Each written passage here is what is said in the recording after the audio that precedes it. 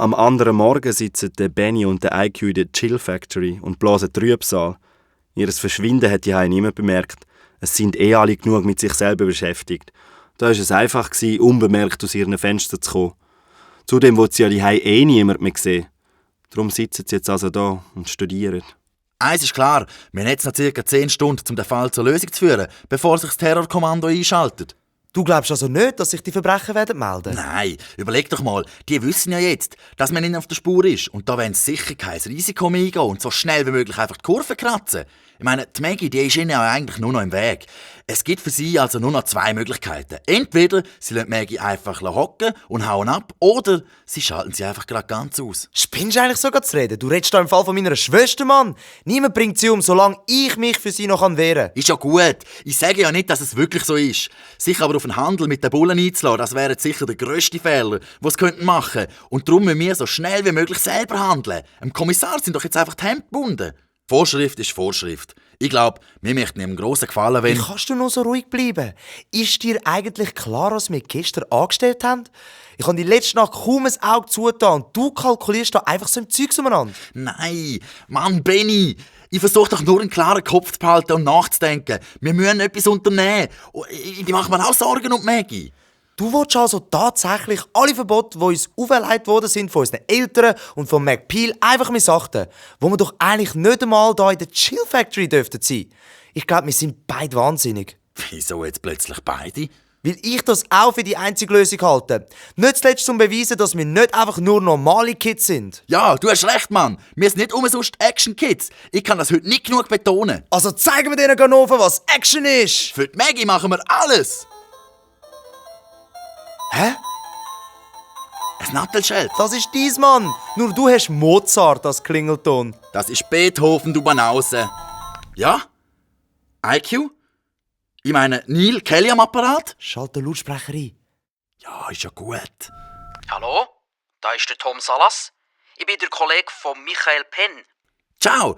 Ja genau, der Michael ist ein Klassenkamerad von mir. Wo brennt's denn? Der wollte doch etwas wissen von einem Kubaner, der eventuell mit Waffenhandel zu tun haben. Ihr seid doch die Kiste hier im Meer gefunden haben, oder? Ja, stimmt. Also ich war gestern auch am Strand und habe beobachtet, wie die Polizei die Kiste aus dem Meer gefischt hat. Am Abend bin ich dann bei meinem Grossvater im Norden der Stadt zum Znacht eingeladen.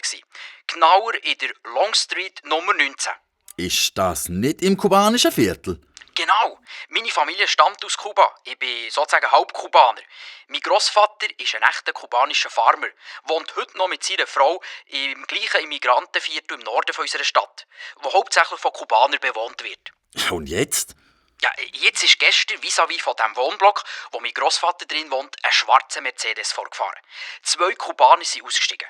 Der eine hat ein gefesseltes Mädchen getragen, das sich gewehrt hat wie verrückt. Und der andere der hat eine Kiste in den Armen gehabt. Es war genau so eine Kiste, wie ich sie gestern am Nachmittag am Strand gesehen habe.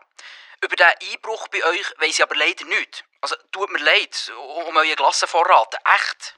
Merci, Tom. Du hast uns mega geholfen. Ja, bitte, bitte. Ciao. Ciao. Mann, das ist ja voll abgefahren. Ich glaube, jetzt wissen wir endgültig, was geschlagen hat. Der Waffenhändler George und der Strassenhändler Keen sind nicht mehr in den Kreis der Verdächtigen. Zumindest vorläufig nicht mehr.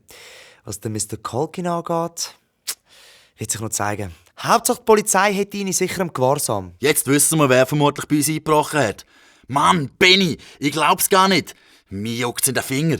Und was bedeutet das? Ist es jetzt kacke oder easy? Voll easy. Das heisst, dass ich das Gefühl habe, dass unser Fall kurz vor der Lösung steht.